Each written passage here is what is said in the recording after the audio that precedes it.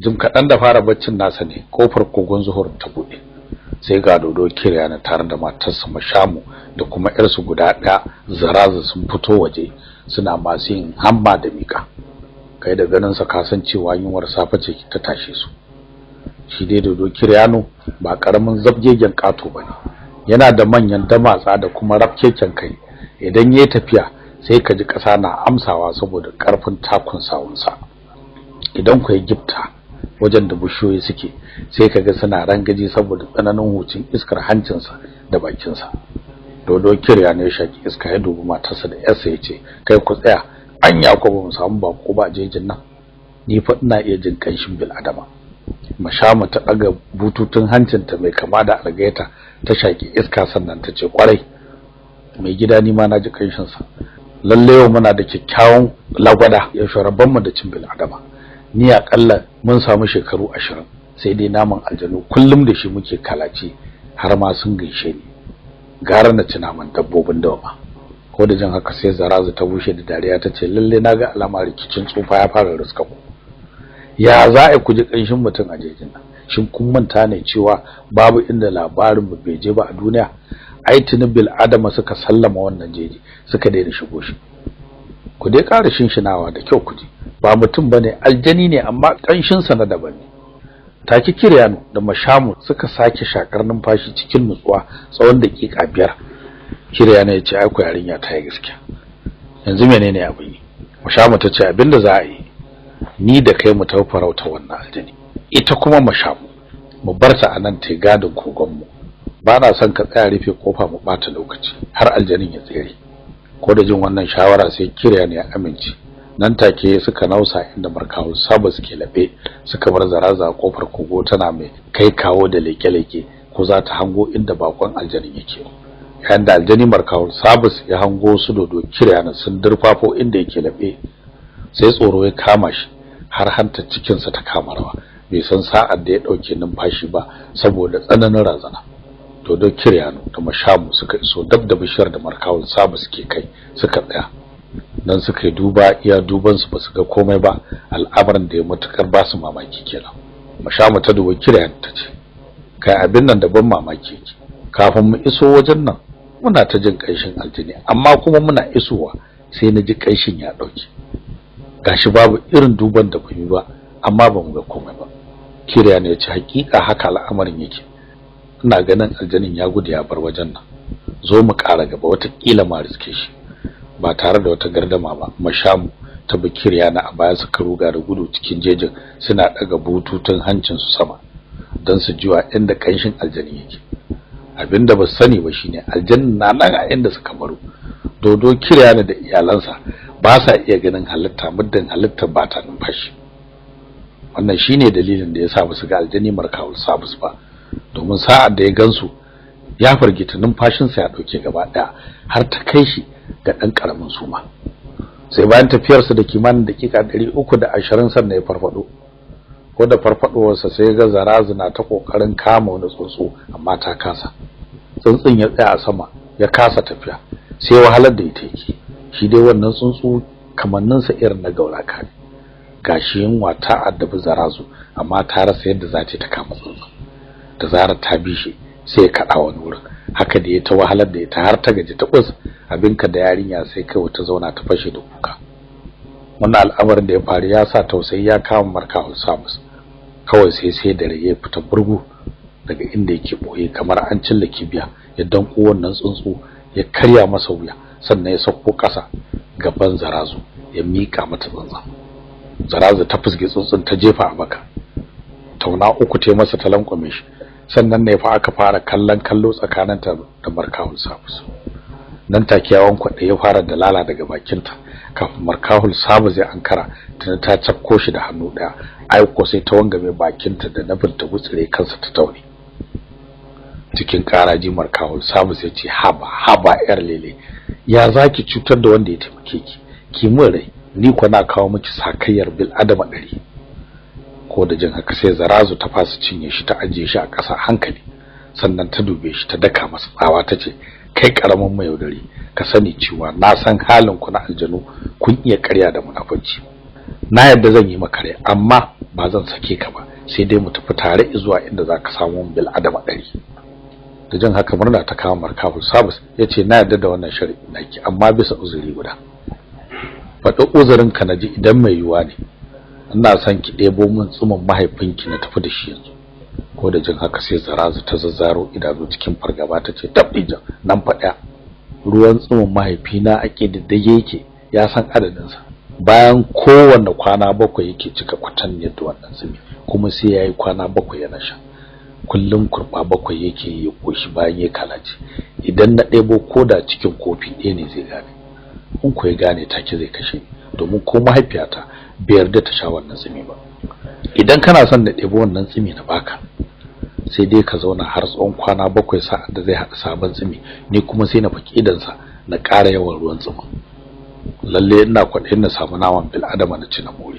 domin rabona da shi yau shekara 20 kenan tabbas zan biya maka wannan bukatar in dai zaka samu bil adama 100 domin boye su zan yi a wani wurin da rinka tsakura ɗaya ina ci har su kare sa'ad da markaful sabus ya ji haka sai hankalinsa ya tashi ya ce to yanzu ta ya zan iya zama a nan har tsawon kwanaki 7 ba tare da iyayenki sun san da zamana ba ki sani cewa da zarar sun ji kanshi na za su kama ni su cinye Zarazu ta bushe da dariya tace karka damu kamar yadda ka zo min da hikima na fasa halaka ka haka ne ma zan yi musu hikima su kasa ganin ka har tsawon wannan lokaci kai dai abinda nake so da kai shine duk abinda na umarce ka da yi kai karka saba idan ka saba sunan ka halakakke ai ko zan zamo mai biyayya ga dukkanin umarni yana gama fadin haka suka jiyo ƙarar sawun dodo kirya cikin hanzari Zarazu ta dauke shi ta jefa a cikin wata tsohon rijiya dake cikin kogon zuhurum sannan ta maida murfin rijiyar ta rufe kawai kuma sai ta zurmuka dan yatsanta guda a cikin baki ta fara kakarin amai tana cikin wannan hali ne dodo kiryani da mashamu suka iso cikin kogon da zuwa suka durkusa gaban Zarazu suna masu tambayar abin da yasa take kakarin amai Zarazu ta dago kai ta dube su idananta sun yi jawur tace bayan tafiyar ku na kama wani guntun aljini na cinye shi sakamakon ina jin bakar yunwa ko kadan bai ishe ni ba sai zamana ya ta min da zuciya har amai ya taso min ina ganin haka sai na bude tsohuwar rijiyar da muke zuba kasusuwan aljanu da mutane ne aman a ciki dan karna bata inda muke zama wannan shine dalilin da yasa kuka dawo kuka same ni a cikin wannan hali gashi har yanzu zuciyata bata daina tashi ba Mashama ta gida kai tace gaskiya ne domin gashi ina iya jiyo kanshin aljani daga cikin rijiyar ku to ai ga naman dabbobin daji nan mun samu sai ke sauri ki ci ko zuciyar taki ta daina tashi nan take Zarazu ta dubi gawa waɗansu zakuna guda 4 da ke sakala a kafadar kirya ta yago guda da rabi ta hausa da ci kafin dakika 120 ta gama cinye su ta yi yatsa mai karfi sannan ta dauki ruwa cikin wata katuwar tukunya ta yi masa makwarwa 4 ta shanye ko da ta aje tukunyar sai ta ce yawa yanzu na ji dan daidai in an jima kuma sai ku tafi ku yi mana farautar na rana ko Kiryani ya dube ta a fusace yace ke dai kin cika cin kullum mu kenan a cikin yi miki wahalar farauta duba abin da kika cinye shi kadai ko ni da uwar take ba za mu iya cinyewa ba to babu inda za mu je da rana sai dai ki je ki farautar da kanki dan dai Kiryano da Mashama suka sa zaki bi a gaba suka cinye ya rage saura guda 1 da rabi bayan sun kare sai suka nemi wuri suka kwanta dan su baccin kailula ita ko Zarazu sai ta zauna ta shiru tana tunanin zuci inda ta ayyana cewa muddin ta kuskura ta fita daga cikin kogon sai iyayenta sun buɗe tsohuwar rijiyar nan sun fito da aljani markawun sabus sun cinye saboda kanshin sa ya wuce a ce na mushe ne ko ragowa ciki ma'ana wanda aka yi amansa haka dai Zarazu ta ci gaba da tunani har rana ta kwale iyayenta suka farka daga bacci Mashama ta dubi Zarazu ta ce au ki har yanzu kina nan baki taufar wata ba me kike jira Zarazu ta yi murmushi ta ce ai zakunan nan da kuka kamo masu maiko ne ba karamin koshi ne ba ina ganin ba zan nemi abinci ba daga nan har zuwa gobe sai dai ne ta shan ruwa wannan batu ba karamin mamaki ya baiwa dodo Kiryani ba da Mashamu domin fiye da shekaru 20 baya ba taba jin ranar da Zarazu ta ce ta koshi ba sai to ai shikenan ki huta mu bari mu cinye ragowar naman nan in so da yamma sai mu fita farautar wanda zamu ci da dare haka kuwa akai suka cinye ragowar zakuna da yamma kuwa suka sake fita farauta Hassan nan ne ta bude tsohon rijiyar nan ta fito da aljani markawun sabus ya ji kamar an tsamo shi ne daga karkashin teku an dora shi bisa tsibiri saboda tsananin zurfin rijiya. Zarazu ta dube shi tana mai yin hamma tace, kaga halin da na shiga a sanadin kare lafiyarka, gashi ina azabtuwa da yamma. Tabbas idan na fita na barka cikin kogon nan sai sun fito da kai su cinye, domin kanshin ka ya dame su. Idan ku ina nan za su ji kunyar su buɗe rijiyar dan cin kumallo na. Markahul Sabu sai ajiyar zuciya yace, ai babu abin da zan ce da ke face godiya domin kin cece rayuwata. Zarazu ta bushe da dariya tace, ba ni zaka gode ba, sai dai ka gode wa hikimarka ta ambatan samo min bil adama ɗari. Na rantsi da girman ubana, ba dan kayan min wannan albashir ba da tuni ka dade da narkewa cikin cikina. Yanzu na san kai ma kana jin yunwa, me kake da bukatar ci na samu maka? Markahul Sabu zai murmushe ce, ai ni nan da kike gani zan iya rayuwa tsawon kwanaki 40 ba tare da na ci komai ba, ban damu da kaina ba, ke kawai nake tabbija. Lalle ku aljanu cikin ku baya wahalar da ku, ai ni ba zan iya kwana biyu ba tare da na ci komai ba. Yanzu dai zan san dabarar da zan bullo da ita dan kana da azabtu da yunwa tsawon kwanakin nan 7. Haka dai Markahul Sabu zai ci gaba da zama a cikin rijiya har tsawon kwanaki 7.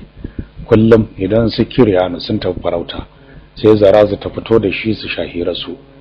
Ranar da ta ji ba za ta iya jure yunwa ba sai ta roki Kiryanu da a rufe kogon a tafi farauta tare da ita. Haka al'amarin ya kasance. A rana ta 7 ranar da dodo Kiryanu ya hada sabon tsimi a kaskonsa ne. Gardama ta tarnike tsakaninsa da Zarazu, inda yake cewa shi fa kanshin da ke cikin rijiyar nan ya ishe shi haka. Ya kamata a buɗe rijiyar a ɗebe abinda Zarazu ta amayar a fitar da shi waje. Ita kwa Zarazu sai ta dage akan cewa ba za a buɗe ba dan babu komai a cikin rijiyar sai doyin kasusuwan da ke ciki. Sai da aka shafe sa'a guda ana yin wannan muhawara. A ƙarshe dai Mashamu ce ta raba gardamar da cewa idan suka tafi farauta suka dawo suka ƙara jin wannan kanshi ba makawa sai an buɗe rijiya an fito da duk abin da ke cikin ta. Zarazu tace ta amince da wannan sharadi. A sannan ne dodo Kiryanu da Mashamu suka ɗauki kayan farautar su suka fice. Sai da ta tabbatar da cewa sun yi nisa da tafiya, sannan ta buɗe wannan rijiya ta fito da aljani Markahul Sabu ta dube shi tace, to yau ne ranar cika alƙawarin mu, yanzu zamu tafi zuwa inda zaka bani bil adama 100. Nan take ta sa koko ta kan fito tsumin mahaifinta ta zuba a cikin wata battar fata ta cika ta fal, sannan ta daure bakin ta tamo. Markahul Sabu zai miƙo hannunsa da nufin ya karɓi battar, sai ta janye ta ce, haba samari, ya za ina baka wannan tsumin ba tare da ka bani bil adama 100 ba? Shin baka taba jin an ce dinyar makaho ta nuna hannunsa ba? Idan ka ga na baka wannan battar ka tabbata ka bani bil adama 100. Markahul Sabu zai murmushin yake yace, to shikenan na amince sai mu tafi. Naji za mu tafi amma ina son na san nisan tafiyar da zamu yi kafin mu isa inda zaka bani bil adama, domin ina son na je na dawo kafin sa'a 3. Ka sani cewa nan da sa'a 3 cif iyayena za su dawo nan kogon daga yawon farautar su. Kar ki samu damuwa, tafiyar sa'a guda kacal zamu yi mai wajen. Ni da kaina na boye bil adama a cikin wani kogo, kuma na aje wani hadimi na yake gadin su. Lalle zamu je mu riske su a wannan wuri. Ko da jin haka sai murna ta kama Zarazu, nan take suka fita daga cikin kogon Zuhurum suka nausa wani bangare daban a cikin jejin, ma'ana ba bangaren da su Kiryanu suka ba. Zarazu tana tafiya da kafafunta a bisa doran kasa, hannunta guda na rike da battar fata wanda aka cika da tsumin dodo Kiryanu. Shi ko aljani Markahul Sabu na samanta cikin iska, yana yi mata inuwa saboda rana. Tunda suka fara tafiyar zuciyar Markahul Sabu ta cika da sake-sake, ta tunanin hanyar da zai biya raba Zarazu da wannan battar fata. Tabbas ya san cewa wannan batta ba za ta karɓi ba da karfin tsiya. Gashi kuma ya san cewa ƙarya ya mata cewa yana da bil adama guda 100 da zai bata. Shin yanzu ta yaya zai raba ta da battar fata kuma ya kwaci kansa daga sharrinta?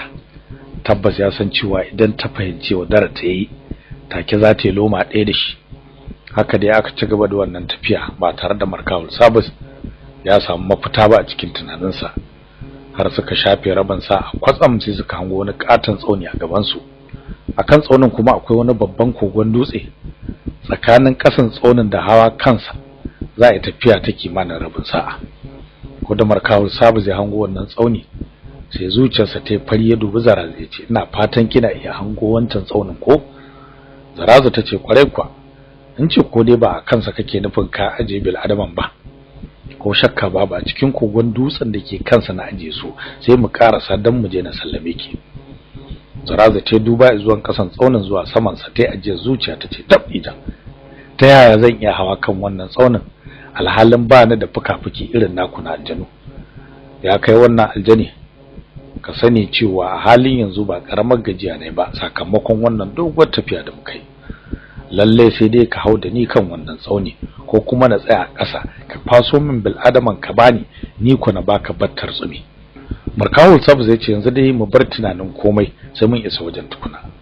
Zarazu bata ƙara faɗin komai ba har suka isa gaban wannan tsauni, da zuwa suka tsaya suka yi turko suna kallon tsayinsa. Markawul sabu ya dubi Zarazu ya ce yake yar lele, ki sani cewa ba ni da ƙarfin da zan iya ɗaukar ki na haye da ke bisa wannan tsauni, domin nauyin ki ya ninka na so 40, kuma ba ni da ƙarfin da zan kwaso bil adama 100 a lokaci guda na sako da sunan kasa wajen ki. Idan kin amince zan hau sama yanzu na rinka sakkowa da bil adama ɗaya bayan ɗaya har su cika 100, sannan ki bani batta tsimi kowa ya kama gaban sa. Yanzu zan fara hawa sama dan na duba lafiyar bil adaman da kuma mai tsaron su, in ya so sannan na sakko na sanar da ke halin da suke ciki. Zarazu ta murmushi tace na amince da haka. Markawul sabus ya bude fuka-fukansa ya sama har ya isa kan tsauni, da zuwa ya shige cikin wannan kogon dutse ya shawagi a ciki, bai ga komai ba, dama bai yi tsammanin ganin komai din ba domin ƙarya ya shirga Zarazu. Kawai sai ya fita daga cikin kogon ya sauko ƙasa inda ya bar Zarazu, ya dube ta yace na same su lafiya, to amma abokan tafiya ta sun ce ki nuna musu battar tsimi daga nan ƙasa dan su hango ta su tabbatar da akwai ta, sannan su sauko miki da bil adaman guda 100. Da jin haka Zarazu ta dubi Markawul sabus cikin mamaki tace au, dama ba kai kaɗai ka shigo jejin nan ba, me yasa tun farko baka sanin min ba? Markawul sabus ya ce ai kin san ba zan yi saurin sanar da ke sirri na ba, tunda ban san yadda zamu karke ba, ke dai kawai ki abin da na faɗa, yanzu nan zaki ga abokan tafiyar ta sun leko nan ƙasa. Ba tare da wata fargaba ba, Zarazu ta fito da batta tsimi daga cikin aljihun rigarta ta fata, ta daga sama saitin saman tsaunin tana mai cewa ina abokan tafiya aljanin nan, ku leko ƙasa ku ga abin muradinku. Cikin abin da bai wuce rabin dakika ba, Markawul sabus ya yunkura cikin tsananin zafin nama da shammace, ya fusge battar tsimi daga hannun Zarazu ya sama, bai dira ko ina ba sai kan tsaunin. Kawai sai ya leko ƙasa ya dubi Zarazu ya kyalkyale da dariyar mugunta ya ce ke yarinya, daga yau na koya miki hankali, domin na nuna miki cewa duk wanda ya riga ka kwana dole ne riga ka tashi. Tabbas na riga ki zuwa duniya, dole ne na fiki wayo. Yanzu zan tafi da tsumin mahaifinki domin shine abin da ya kada jejin nan. Batun bil adama 100 kuwa ƙarya na shirya miki bani da su. Kafin Zarazu ta bude baki ta ce wani abu, tuni Markawul sabus ya bude fuka-fukansa ya tashi sama, nan da nan ya luluka a cikin gajimare ya bace. Al'amarin da ya sa Zarazu mugun bakin ciki a zuci kenan. Kawai sai ta daga hannayenta biyu masu zartsaban faratu, ta caka a cikin ta farke shi, sai ga tumbin cikin ta ya fado ƙasa. Nan take ta fadi ƙasa matacciya ko shura ba ce ba. Al'amarin aljani Markawul sabus kuwa, ko da ya samu nasarar karɓar tsimi daga hannun Zarazu, ai sai cika da farin ciki ya kare kaimi a cikin tafiyarsa, da take ta hazo cikin tsananin gudu da kwanciyar hankali. Ko da ya tuna cewa alƙawarinsa da sarki Lumanu na kwana 112 ne, gashi ya bata kwana 7 a kokarin samu tsumin dodo Kiryano, sai hankalinsa ya tashi, domin baya son ya ga ya gota waɗannan kwanaki ba tare da ya isa da sarki Lumanu ba. Nan fa ya shiga tunanin hanyar da zai bi ya ƙara ƙarfin gudunsa. Yana cikin tunanin ne dabara ta faɗo masa. A ka'ida bayan kowane mako guda yake sauka ya huta kuma ya ci abinci, amma yanzu sai yanke shawarar ba zai rinka sakowa ƙasa ba sai bayan mako 2, kuma idan yana tafiya a sama zai rinka kada fuka-fukansa da sauran gaske dan ya sha gaban lokaci. Haka ko al'amarin ya kasance.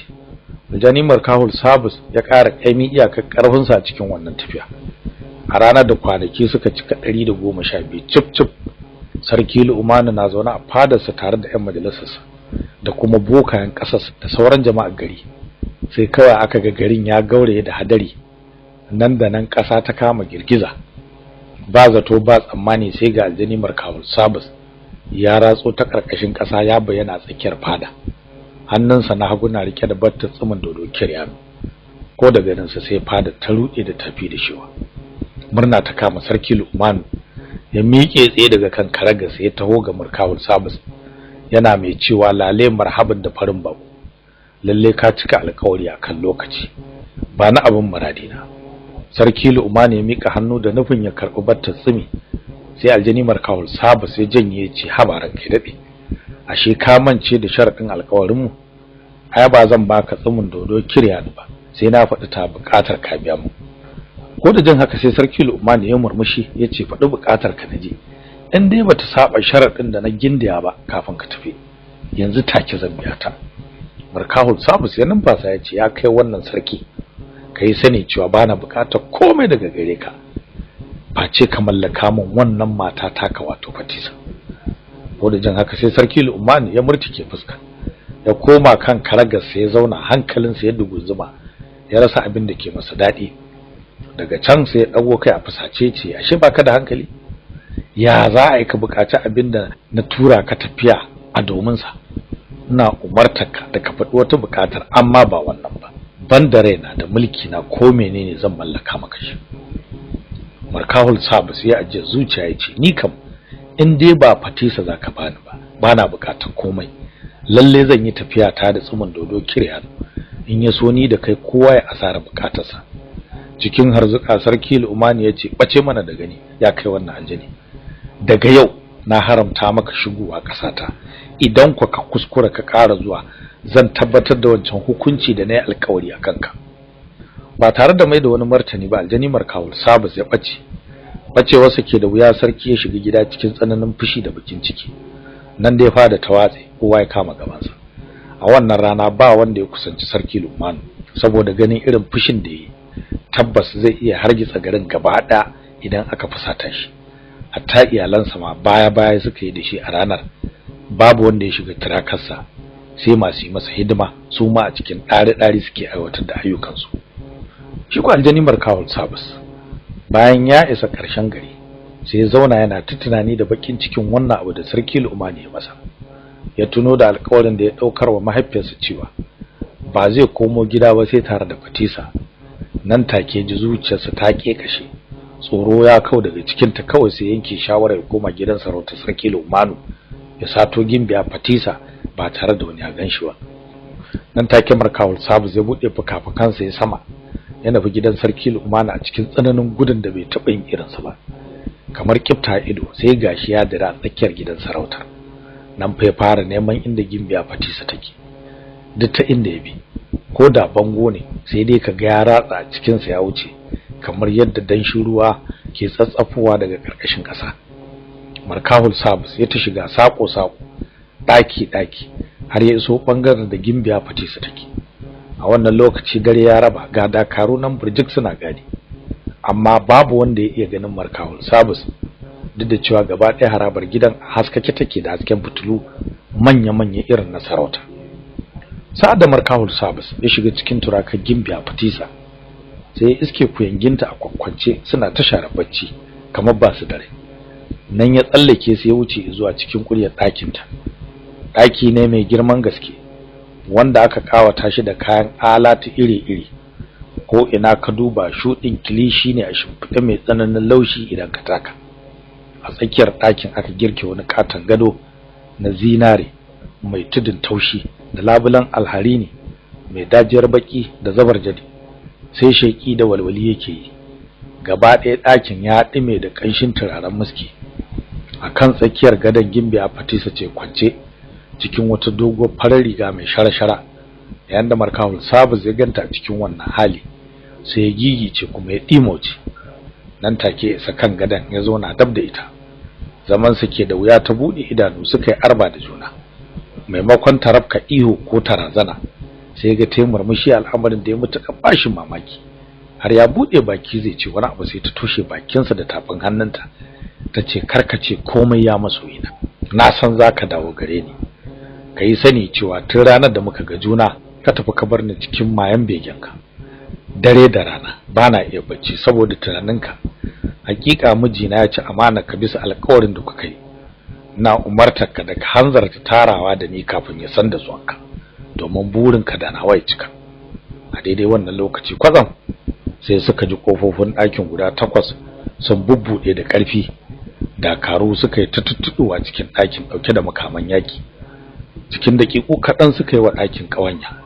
A wannan lokaci Fatisa da Markahul Sabis suna runguma da juna suna tsaye akan gadon cikin firgici. Gaba ɗaya dakarun suka tsaya kyam suna kallon su Fatisa kawai. Ba zato kuma sai ga sarki Lu'man ya bayyana cikin shigar yaki. Fuskar sa a martike, idanunsa sun kada sun yi jawo. Cikin fushi dubu Fatisa ya ce, kai cinki matata, hakika kin bani kunya kuma kin zubar da kimarki. Ki sani kin yi babban lahani ga darajar sarautarta. Lalle yau ɗayan ku ba zai tsere wa azabata ba. Ina da binke da wannan la'anannan aljanna. Na rantse da girman tsafi sai na kulle ku a cikin akwatunan tsafi, sannan a kai ku kurkukun karkashin ƙasa. Anan za ku yi ta zama har zuwa ƙarshen rayuwarku. Wanda jan haka sai Markahul Sabis ya bushe da dariya ya ce, ƙarya kake, baka isa kai mana wannan wulakancin ba muddin ina numfashi a doron ƙasa. Wanda jin haka sai sarki Lumanu ya dubi dakarunsa ya ce, ku kama su, ku aiwatar da hukuncin da na yanke a kansu. Take dakaru suka afka wasu Markahul Sabis. Nan fa wuri ya mutsi aka fara dauki ba dadi. Bisa mamaki sai Markahul Sabis daga waɗannan dakaru sun addabe shi, duk da cewar shi aljani ne su ko mutane ne. Abinda bai sani ba shine ba mutane bane, aljanu ne ƴan uwansa, kuma suna daga cikin jinsin bakaken aljanu waɗanda babu marasa imani kamar su a doron ƙasa. Ko da yaga al'amarin yafi karfin saninsa sai ya fara jarraba karfin tsafi. Nan take dakarun suka juye kamanninsa zuwa ainihin siffofin su na bakaken aljanu. Kawai sai suka rufe shi da duka cikin dakiku kaɗan, suka yi masa lugudan wahala ya faɗi ƙasa sumamme. Ita ko Fatisa suka kama ta da ƙarfin tsiya suka tafi da su zuwa ƙarƙashin ƙasa inda aka gina wata kurkuku ta musamman. A nan ne aka sanya Markahul Sabis a cikin wata battar ƙarfe, ita kuma battar aka jefa ta cikin wata bakar akwati aka kulle, sannan aka sa katon kwado aka datse. Kamar yadda aka yi Markahul Sabis haka aka yi wa Fatisa. Da yake ita bil adama ce, kwananta 3 a cikin akwatin ta mutu. Shi ko Markahul Sabis har yau har kwanan gobe yana nan a raye cikin wannan akwatu. Kullum ba shi da aikin yi sai kuka da rera waƙoƙin begen masoyiyarsa Fatisa. Inda mutum zai shiga wannan wuri ya je kusa da akwatin zai ji sautin waƙar, kuma zai ga hawayen Markahul Sabis na kwaranya daga cikin siririyar kafar akwatin. Wannan shine dalilin da yasa aka kulle aljani Markahul Sabis a cikin akwatin karfe. Sa'ad da aljani Lubumas ya zo na labarinsa, sai Jafar da Elisa suka yi ajiyar zuciya, sannan suka dubi juna aka rasa wanda zai ce kala. Daga can sai Jafar ya ce, yanzu kenan dole sai mun je jejin Kalkim mun dauko takobin Sarjas mallakar Magulus, sannan zamu iya zuwa kurkukun sarki Lumanu mu kubutar da aljani Markahul Sabis, ko ba haka bane? Lubumas ya ce, haka wannan zance yake. Dole sai kun tuntubi bokaji shan mahaifin Elisa, sannan za ku ce ta jejin Kalkim ku fita lafiya. Wannan batu ya sa hankalin Jafaru da na Elisa ya tashi, suka nutsu a cikin tunani. Daga ƙarshe sai suka yanke shawarar kawai su je su tuntubi mahaifin nata, in ya so komai ta fanjama. Nan take Elisa ta dauki kundin tsatsuba ta waje. Jafaru da aljani Gulzum suka bi ta a baya. Ko da suka zo bakin kofar kogon, sai yanin nan ta nannade kanta sama kamar labule suka fice, sannan ta dawo ta rufe. Ba tare da bata lokaci ba, Elisa da Jafaru suka haye bayan Gulzum ya tashi da su sama, suka nufi gidan bokajin shan. A can birnin Laharim kuwa, magariba nayi waziri Kaddaru ya koma wajen Gimbiya Sima ya sanar da ita cewa shi kam ya gama shiri, kuma yayi sallama da iyalansa, dan haka a shirye yake su tafi zuwa jejin Falwas dan su sadu da Boka Sulbaini. Dama tuni Gimbiya Sima ta sa an shirya musu guzuri da ƴan rikiya wasu dakaru guda 460. A cikin waɗannan ƴan rikiya har da Galadima, wani dattijan mutum da ake kira Abu Lajis. Ba dan komai Gimbiya Sima ta shirya wannan tafiya tare da Abu Lajis ba, sai dan ya zama wakilin jama'a gari, kuma idan ta kama ta bar masa riƙon garin ta bashi. Ba tare da bata wani lokaci ba, Gimbiya Sima, Kaddaru, Abu Lajis da sauran ƴan rikiya suka yi hawa suka fice daga cikin gari, suka dau hanyar jejin Falwas.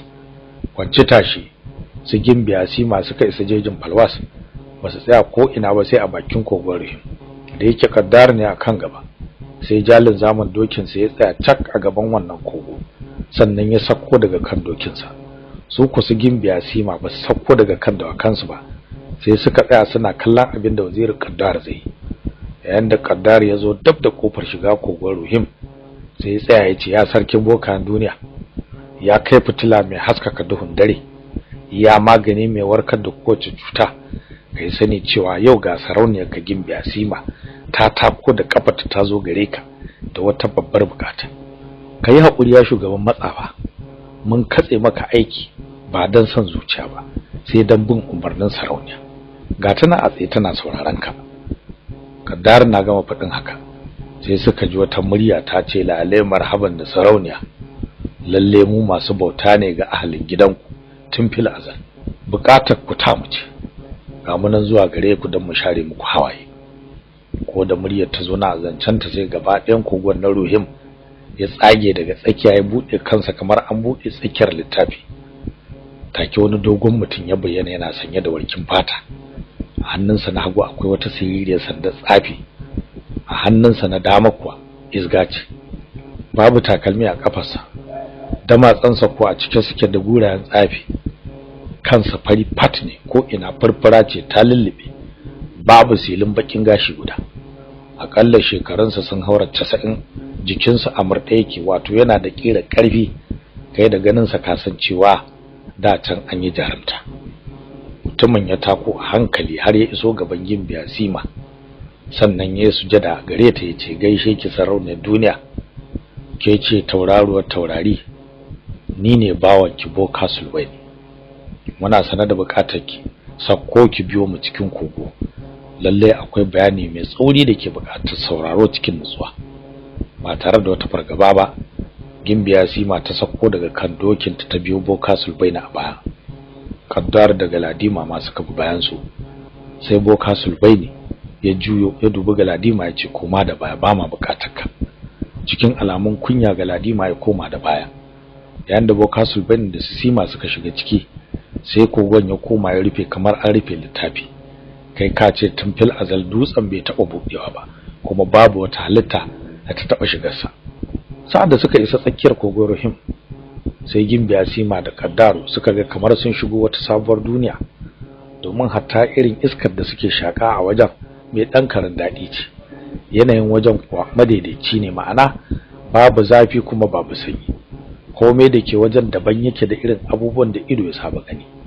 Ko ina ka duba abubuwan al'ajabi ne burjik azube, halittu ko ga sunan iri-iri. A wajen ne suka ga mace mai nono 4, sannan suka ga jaki mai kawuna 3. A can gefe guda kuma sai suka ga wani kikkiawan saurayi wanda rabin jikinsa na doki ne, daga cibiyarsa zuwa sama yake bil adama, amma gangan jikinsa da kafafuwansa duk na doki ne. An daure shi a jikin turki sai harbin iska yake. A can gefe guda kuwa waɗansu kyawawan ƴan mata ne guda 4, rabin tsagin jikinsa na bil adama ne, rabi kuma na dodanni. Haka kuma a can bisa wani dutse sai suka ga wani jibgegen hankaka mai kan bil adama, har yana da dogon gemu mai shafar ƙasa, kuma yana rera wata waka cikin murya mai zakin gaske da dadin sauraro kamar haka: duniya da yawa take, haka ma abin cikin ta yake, komai sammakonka wani a tafi ya kwana, na gwanin wani ganawa. Sulmai ne kai ne gwarzo dodon gwarzaye, ya masanin sirrin boye, kai ga mai duniya ya iso. Kai kasan dukkanin tsatsan da ke cikin ta, kai kasan abin da aka haifa yau, kuma kai ne kasan wanda za a haifa gobe. Ina mai neman labari ya zo ga littafin da shafukansa ba su kirguwa.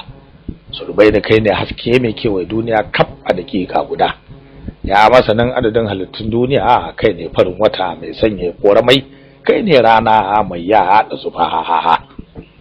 Haka dai wannan tsuntsu mai kan bil adama ya ci gaba da yabo Sulbai ne kirari a cikin wake, bai gushe ba yana yi har ya kai su gimbiya sima bisa katuwar karagarsa ta mulki suka zauna gaba daya. Zaman suke da wuya, kayan marmari suka bayyana gaban su bisa wani farantin zinare, sannan kuma sai ga tulunan ababan sha iri-iri tare da kofuna na zinare. duk abin da mutum ke so da ya kai hannu sai abin ya taso da kansa ya dira a hannunsa. Haka dai Gimbiya Sima da Waziri Kaddara suka ci suka sha suka yi hani'a. Bayan sun nutsu Bokasul bai ne dube su ya ce, ya ku waɗannan manyan baki, ku sani cewa yau kwana 20 kenan da fara halwata ta tsafi, wanda ba ni da nufin tsayawa sai na cika kwanaki 40. Inda kun haƙura da zuwa gare ni sai bayan na kammala halwar, da kuna zuwa zan ba ku abin da kuka fito nema. To amma yanzu kun tarwatsa komai, ba zan iya mallakar abin da nake so na mallaka ba sai na sake shiga wata sabuwar halwar ta shekara 4 maimakon kwana 40 da ya kamata nayi a da. In kuka sake zuwa min kafin cikar shekara 4, komai ya dagule sai na sake shiga ta shekara 100. Na sani cewa kun zo gare ni ne ba don komai ba sai don ku san inda za ku riski kundin tsatsuba, domin Gimbiya ta karanta shi ta sadu da abokin rayuwar da ya dace da ita, ko ba haka bane? Kaddariyar suna ya ce, haka yake ya shugaban bokan duniya. Hakika kun zo da babban al'amari, amma shine mafi sauki idan har za ku kiyaye da abin da zan shaida muku. A halin yanzu shi wannan littafi wato kundin tsatsuba yana hannun waɗansu hatsabibban yara guda 2 a cikin birnin Sin. Ana kiransu ɗaya Jafaru, ɗayar kuma Elisa. Sun kasance mace da namiji. Kundin tsatsuba ba zai karanta ba domin babu mai iya buɗe shi sai da wata kuba da ake kira Miftahul Zarbil. Ita ko wannan kuba an raba ta gida 3. Kaso guda an kai shi bangon ƙarshen duniya da ke gabas, ɗaya kasan an kai shi bangon kudu, ɗayan kuma an kai shi bangon arewa. Daga ko ina cikin duniya zuwa waɗannan wurare tafiya ce ta shekara 50 da sadaukin aljani mai tashan balaga. Amma ku yi sani cewa akwai wani aljani guda ɗaya wanda zai iya yin wannan tafiya a cikin kwanaki 50. Ana kiransa Markawul Sabus, inda aka yi rashin dace. Shi wannan aljani yanzu haka yana can a tsare cikin kurkukun sarki Lu'manu na birnin Tehran da ke karkashin ƙasa. Ku yi sani cewa an sa Markawul Sabus a cikin bakin akwati, an kulle da katon kwado wanda ba shi buduwa sai dai a sare shi da wata takobi ta musamman. Ita ko wannan takobi ana kiranta Sarjis, mallakin wani kasar gumin aljani ne da ake kira Mogulus a cikin jejin Kalkim, jejin da babu wata halitta da ta isa ta shige shi ta fita a raye ba tare da ta kiyaye waɗansu tsoraran dokoki ba masu wuyar sha'ani. Sa'ad da Bokasul Baini ya zo na zancensa, sai zuciyar Gimbiya Sima da Takaddara ta karya, suka fitar da rai da samun biyan bukata. Yayin da Bokasul Baini ya fuskanci hakan, sai ya dube su ya kyalkyale da dariya ya ce, haba 'ya'yan zamani, kar ku bani kunya mana. Ku ji an ce yaro ba ta hankalin dare kai suna ba? Ai mai tsoro ba shi zama gwani. Inda ni matsoraci ne da ban san abin da na sani ba yau. Lalle ku karfafa zukatanku, ni ku na taimake ku kai ga samun nasara. Yayin da suka ji haka sai Gimbiya Sima ta ce, ya kai sarkin bokaye, hakika wannan kalami naka ya ƙara min ƙwarin gwiwa. Dan haka na rantse da darajar karabe gidanmu, daga yau na sallama rayuwata don samun biyan bukatata. Faɗa mana abin yi, mu kuma mu kasance masu biyayya sau da gaba. Bokasul Baini ya tuntsire da dariya a karo na biyu, yace, haka nake so na ga mace mai zuciyar maza. Na umarce ku da ku yi dubi zuwa ga wancan allan tsafa. Sulbaini ya nuna wani farin kyalle da sandarsa ta tsafi, sai ga Jafar da Elisa bisa aljini Gulzum sun dira a kofar gidan Boka Jishan. Durarsa ke da wuya, masu tsaron kofa suka ba su hanya. Elisa ta kama hannun Jafaru suka shige cikin gidan, suka bar aljini Gulzum zaune yana jiran su. Bayan yar doguwar tafiya ta kimanin dakika 500, sai ga su sun iso cikin wata katuwar fada mai tarin kayan alatu na alfarma. A can saman wani gini mai tudu aka ajiye wata karagar mulki wadda aka kera da yakutu. Bisa kan karagar Boka Jishan ne sanye da bakaken kaya, bakin rawani da bakin takalmi fade wanda aka yi shi da fatar damusa. A yan yatsunsa na hannun hagu da dama akwai zabbuna guda 6, wato adadin su 12 kenan. Bisa wata farashin fada da ke gaban sa wani murgujejen zaki ne rayayye, sai gurnani yake kamar ya ci babu.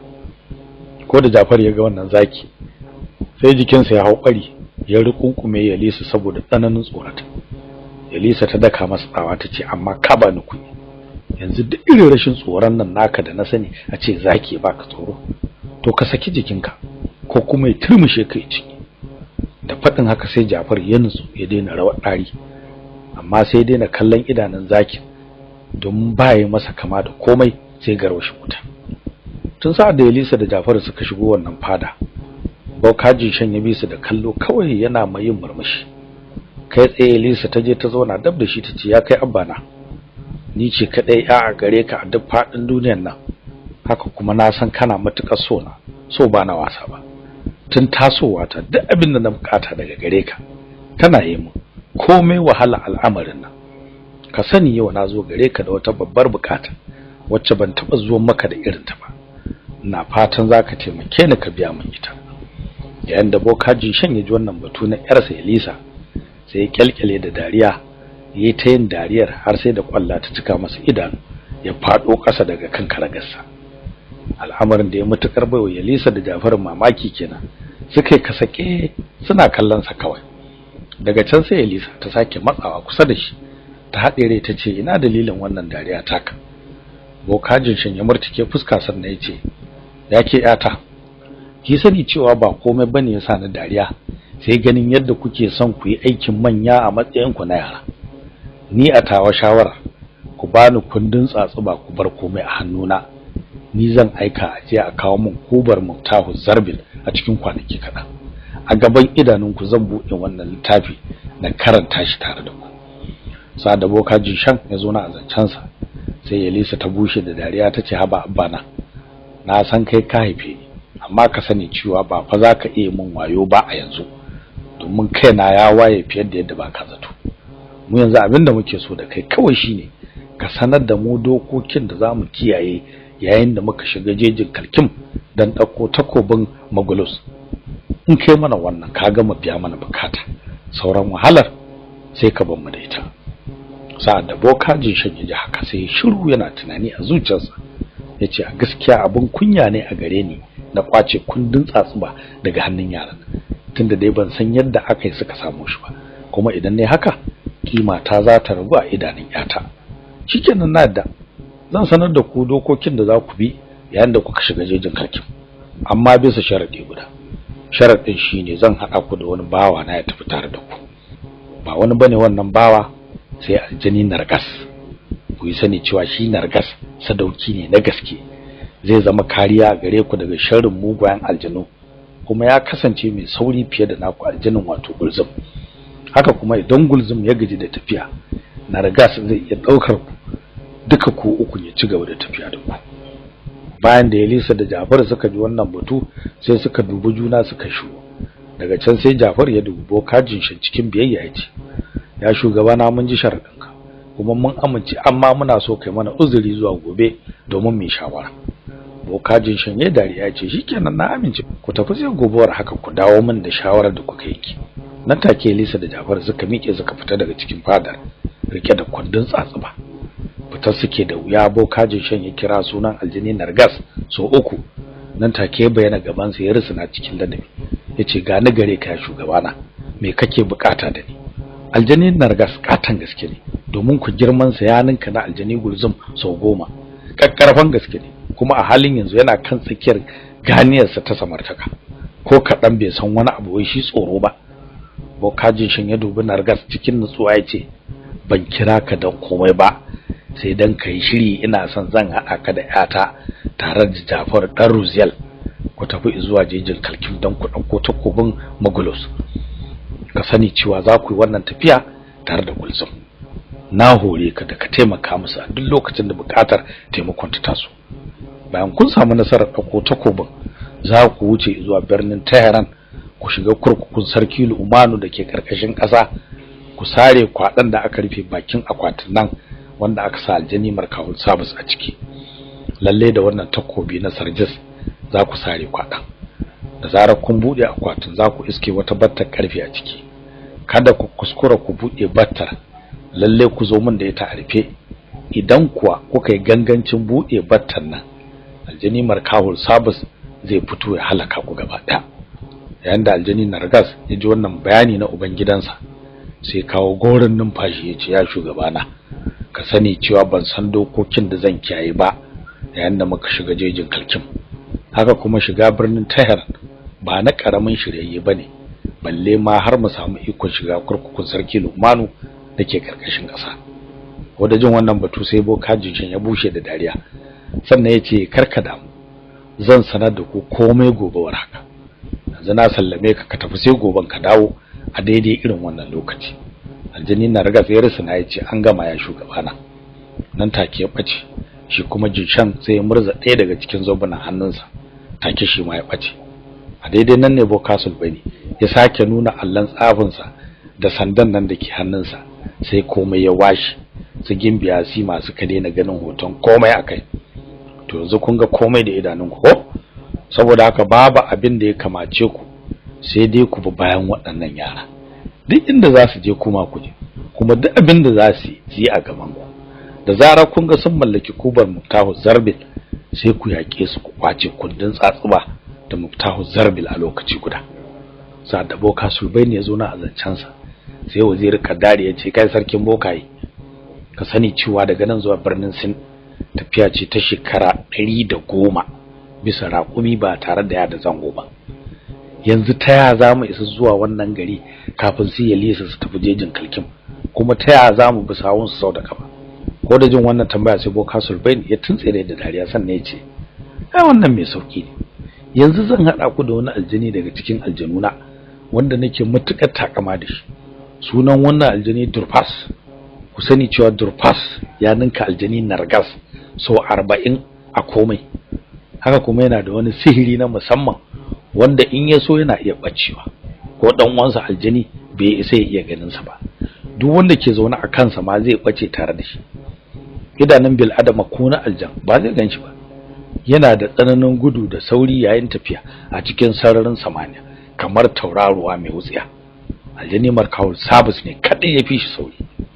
Kafin gimbiya Sima da Kaddaru su kara fadin wani abu, tuni boka Sulbani ya shafi wani mulmulallen karfe na tsafi, sai ga aljani Durfus ya ratso ta cikin dutsen kogon ya durkusa bisa guyoyinsa a gaban Sulbani ya ce gani gare ka shugabana, ko ce irin bukata yanzu nan na aiwatar da ita. Boka Sulbani ya murmushe ce maza ka dauki gimbiya tare da wazirinta ka kai su birnin Sin don ku bi bayan su aljani Nargas zuwa jejin kalkin. Ina so ka kasance tare da su har zuwa lokacin da za a mallaki kuban nan ta Muftahu Zarbil. Da zarar hakan ta faru, sai ka yaki su aljani Nargas da kwato kundin tsatsuba da kubar Muftahu Zarbil, ku taho nan gaba ɗaya gare ni. Ko da jin wannan umarni sai aljani Durfus ya sa hannu guda ya suri gimbiya Sima da Kaddaru ya aza su a bayansa, sannan ya yunkura da niyyar tashi sai Sima ta ce ka dakata sarkin hanzari, akwai sakon da zan bayar a waje ga jama'ata. Ko da jan haka sai boka Sulbani ya ce karki damu ya shugabata, ai mun san sakon naki, kina so ne ki bar amana ƙasa a hannun Galadima, ki tafi abinki, za mu isar da wannan sako, kuma mu ma za mu zuba ido akan harkan mulkin dan kada ai wani abu ba daidai ba yayin da ba kwana. Sulbani na gama rufe baki, Durfas ya buɗe kansa ya zama haske, su masu gimbiya Sima da ke zaune a kansa sai suka zama hasken. Take hasken ya ratsa ta saman ginin kogon dutsen ya fice zuwa sararin samaniya kuma ya bace. Al'amarin Elisa da Jafar kuwa bayan sun baro fadar boka Jinshan, sai Gulzum ya dauke su mai da su cikin kogon nan na Elisa dake can bayan gari. Anan suka zauna kowa ya shiru yana tunanin mafitar wannan al'amari. Jafar ne ya fara magana, ya dubi Elisa ya ce anya kuwa ba kya tsammanin cewa mahaifinki ya shirya mana tuggun da zai raba mu da kundin tsatsuba? Ni kam hankali na bai kwanta ba da batun wannan aljini nasa da zai hada mu da shi. Elisa ta aje zuciya ta ce abokina, ni kaina ban yadda da shi ba, to amma ka san cewa halin yanzu ba mu da wani zabi wanda yafi mu ba umarninsa. Haka ne, sai dai ai dabara ba ta karewa mai nema. Karki damu, tuni nayi wani shirya zuciyata, lalle babu wanda ya sai raba mu da kundin tsatsuba har sai mun gama karance shi tsaf daga farkon sa zuwa ƙarshe. Ko da jin haka sai Elisa dubi Jafar cikin mamaki tace kai ku wanne irin shiri ne ya kai mana wanda tunani na da hikima ta basu kai kansa ba? Jafar ya dariya ya ce haba kawata, ai gadan tsafi kuka fi ni amma ba gadan hikima ba, domin kin san cewa mahaifina cikakken masani kuma mai cikakken basira. Ke dai kawai ki zuba ido ki sha kallo. Shin kin manta da kirari na ne? Ni ne fa hatsabibin yaro mai ta'adin tsiya. Mugun tsuntsu nake mai shika dubu. Bai zama waje ɗaya don gudun tsautsayi. Ni da tsoro mun raba gari fa. Da jin haka Elisa ta kyalkyale da dariya ta ce, gyara maganarka. Ai akan batun tsoro kai ƙarya. Ashe ba kai ne kai arba da zakin mahaifina ka furgice ba? Jafar ya murmushe ce, ai jin tsoro take ba tsoro bane. Abinda nake nufi anan shine bana jin tsoron abinda ban gani ba.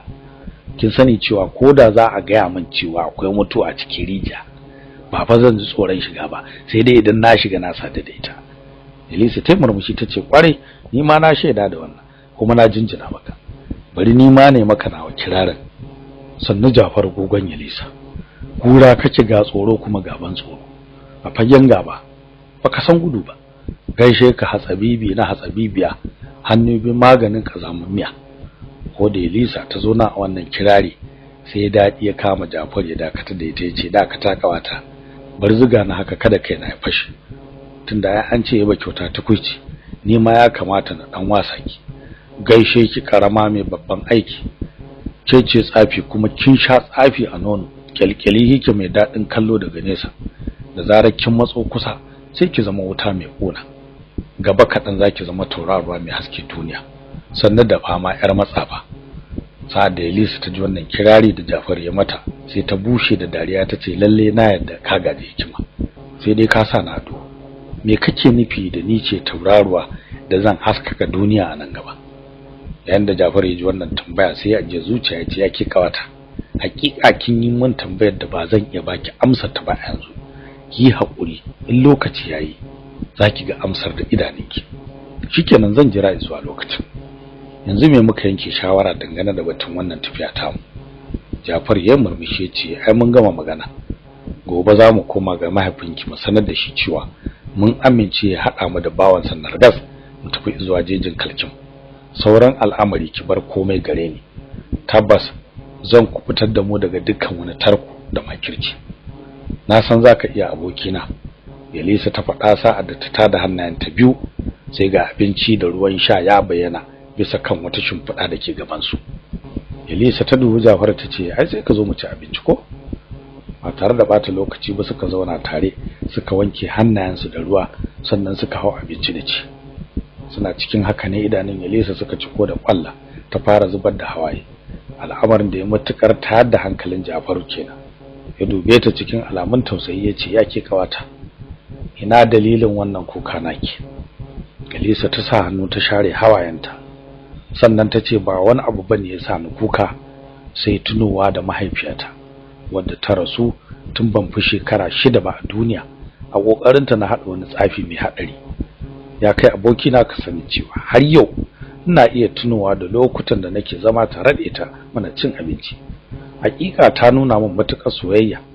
Kai duk sihirin tsafin da na samu ma daga gare ta ne. Ban taba samun sihiri guda ba daga wajen mahaifina. Duk sa'ad da na zauna zan ci abinci, sai na tuno da ita. Wannan dalili ne yasa ka ganna kuka. Sa'ad da Elisa ta zo na zancanta, sai ta dago kai ta dubi Jafar bisa mamaki, sai ta ga shi ma yana zubar da hawaye. Abokina, menene dalilin naka kukan? Jafar ya aje zuciya sannan ya ce, wani abu ne bani mamaki. Kusan komai na rayuwarki irin nawa ne. Ki sani cewa sunan mahaifiyata Zuhura, kuma yau shekara guda kenan da rasuwarta. Lokacin da mahaifiyata ke raye, babu irin gatan da bata nuna min ba, saboda tsananin san da take min yasa take ziyartar bokaye don su bincika mata irin rayuwar da zan kasance a ciki. Duk wajen bokan da muka je, sai ya ce da ita, danki zai shahara duniya, kuma zai karɓi wani bakon addini wanda zai kawar da dukkanin sauran addinai a doron ƙasa. Amma ki sani cewa ba za ki kai wannan lokaci ba, domin ajalinki yana nan kusa. Sai da muka je wajen bokaye 40 suna faɗin haka. Bayanin ɗayansu bai saba da na sauran ba.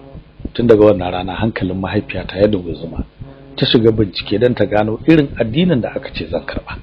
Har ajalinta ya zo bata gano addinin ba. Ni ma yanzu da nake miki maganar ban gano ba. Lalle zan ci gaba da bincike da kuma tambaya har sai na gano wannan addini. tabbas na san ina da babban aiki a gabana, amma sai bayan mun samu nasarar buɗe kundin tsatsuba sannan zan mai da hankali na kansa. Haka dai Jafar da Elisa suka ci gaba da hira har dare ya raba su, sai bacci ya sace su. Da ranar tafiya jejin kalkin ta zo, Bokajin Shan ya sa Jafar da Elisa a gaba yana karanto musu dokokin da za su kiyaye don samun nasarar ɗauko takobin Sarjas, inda ya fara da cewa, ina so ku nutsu ku saurare da kyau, domin idan kuka mance abu guda ɗaya daga cikin abubuwan da zan lissafa muku, tamkar kun halaka ne. Kafin na sanar da ku dokoki 7 na shiga jejin kalkin, zan fara muku bayani akan jejin kalkin da kuma Mogulus, halayyarsa da ta iyalansa. Shi dai jejin kalkin ya kasance mai tsananin girma, tsayi da faɗi, domin daga farkonsa zuwa ƙarshensa tafiya ce ta kwana 40 bisa aljani Nargas. A duk shekara Mogulus na haihuwar 'ya'ya 3000. Saboda wannan dalili ne jejin ya cika ya batse da 'ya'yansa, ko ina ka duba su ne, babu masaka tsinke.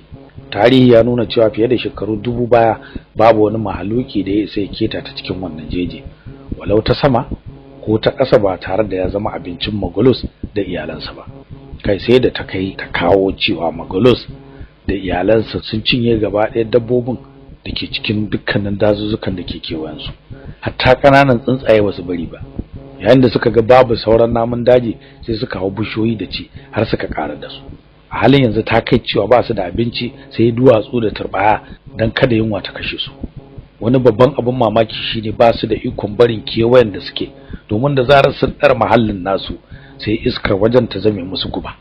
Duk wanda ya shaƙe ta sai kaga jikinsa na tsatsagewa, yana rushewa kamar mutumi da aka gina da yanku.